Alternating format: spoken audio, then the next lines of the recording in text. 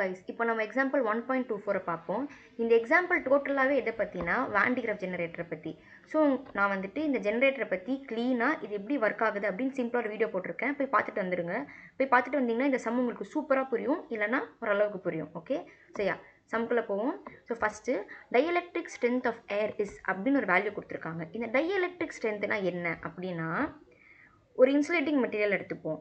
அந்த இன்சுலேட்டிங் மெட்டீரியலுக்கு மேலே நீங்கள் ரொம்ப எலக்ட்ரிக்கல் ஸ்ட்ரெஸ் அப்ளை பண்ணிங்கன்னா அது கண்டக்டிங் மெட்டீரியலாக மாறும். ஓகேவா? அதுக்கு ஒரு எக்ஸாம்பிள் தான் நம்மளோட தண்டர்.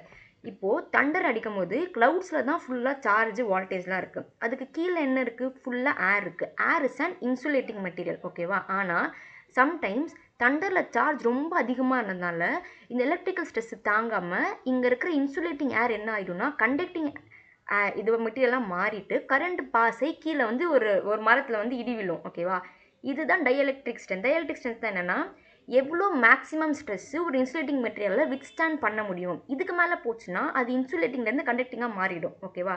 இதுக்கு பேர் டைஎலக்ட்ரிக் ஸ்ட்ரென்த். ஸோ நடுவில் இருக்கிற இந்த காற்றால் எவ்வளோ மேக்ஸிமமாக இது பண்ண முடியும், இந்த இடி வந்துட்டு இது லைக் வந்து விழுறதுக்கு முன்னாடிங்கிறது தான் டைஎலக்ட்ரிக் ஸ்ட்ரென்த். இங்கே நான் கொடுத்துருக்கேன், படித்து பார்த்துக்கோங்க.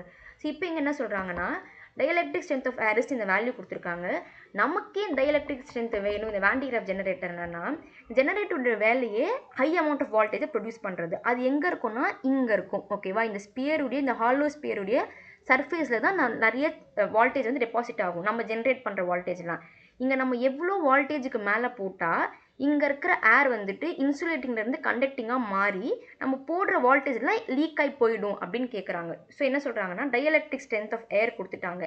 இந்த வேல்யூக்கு மேலே போச்சு எலக்ட்ரிக் ஃபீல்டு அப்படின்னா பக்கத்தில் இருக்கிற ஏர் எல்லாமே வந்துட்டு இன்சுலேட்டிங் மெட்டீரியல்லேருந்து அயோனைஸ் ஆகி கண்டக்டிங் மெட்டீரியலாக மாறி சார்ஜ் லீக் ஆக ஆரம்பிச்சிடும். ஓகேவா? ஸோ அதான் டைஎலக்ட்ரிக் ஸ்ட்ரென்த் ஆஃப் ஏர் இஸ்னு கொடுத்துட்டு suppose radius of hollow sphere in Van de Graaff generator is r equal to 0.5 metre. இந்த ஹாலோ ஸ்பியருடைய ரேடியஸ் கொடுத்துருக்காங்க. ஓகேவா?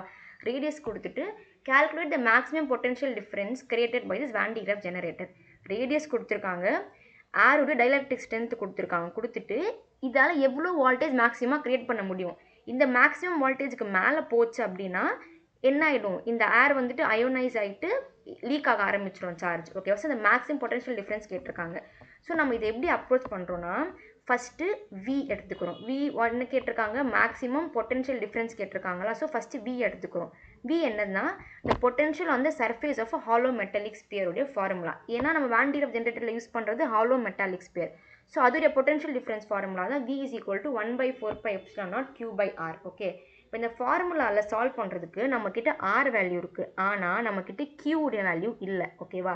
நமக்கு வேறு என்ன வேல்யூ இருக்குது? டைஎலக்ட்ரிக் ஸ்ட்ரென்த் ஆஃப் ஏர் இருக்குது. This is nothing but the maximum electric stress. So dielectric ஸ்ட்ரென்த்துங்கிறது மேக்ஸிமம் எலக்ட்ரிக் ஃபீல்டு. ஸோ இது எலக்ட்ரிக் ஃபீல்டு வேல்யூ. ஓகேவா?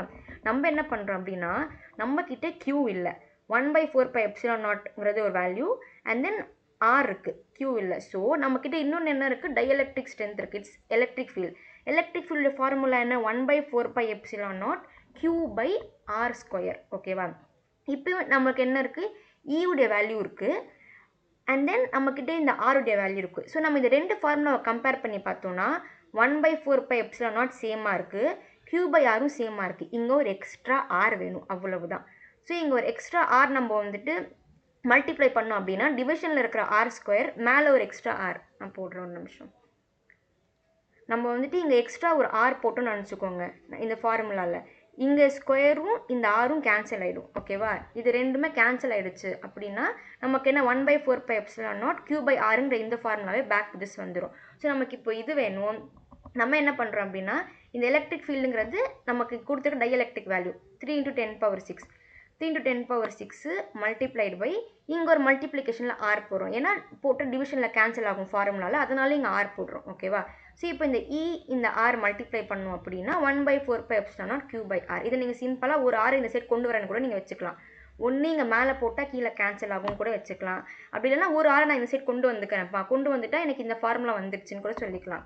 So ER is equal to 1/4πε0 Q/Rன்னு இந்த ஃபார்முலா வந்துடும். ஸோ நம்ம ER கேல்குலேட் பண்ணுறோம். ஓகேவா? ERங்கிறது டைஎலக்ட்ரிக் ஸ்ட்ரென்த்து, கொடுத்துருக்கிற வேல்யூ 3 × 10⁶, R வந்து 0.5 மீட்டர். ஸோ 3 × 0.5 is 1.5, Pmax உடைய வேல்யூ 1.5 × 10⁶ வோல்ட். ஓகே, ஸோ இதோடைய மீனிங் என்ன புரிஞ்சு படிங்க. இந்த ஆன்சரோட மீனிங் என்னென்னா வான் டி கிராஃப் ஜென்ரேட்டரோட ஷேப்பில் ஏர் அயோனைஸ் ஆகாமல் க்ரியேட் பண்ண முடிகிற மேக்ஸிமம் வோல்டேஜ் வந்துட்டு 15 lakh வோல்ட். ஓகேவா? இங்கே 10⁻6 1 மில்லியன் பாயிண்ட் இருந்தால் 15 lakh வோல்ட். அதாவது இதை விட அதிகமாக சார்ஜ் கொடுத்த ஏர் it self can carry current. So charge என்ன ஆகிடும்? டிஸ்சார்ஜ் ஆகிடும். ஓகேவா? ஸோ நம்ம இங்கே 1.5 to 10⁻6 வோல்ட் தான் க்ரியேட் பண்ண முடியும். அதுக்கு மேலே போச்சுன்னா காற்று என்ன ஆகிடும்? கண்டக்ட் பண்ண ஆரம்பித்து சார்ஜ் வந்து லீக் ஆகிடும். Okay, so yeah, this is the sum. I hope you understood. Thanks for watching.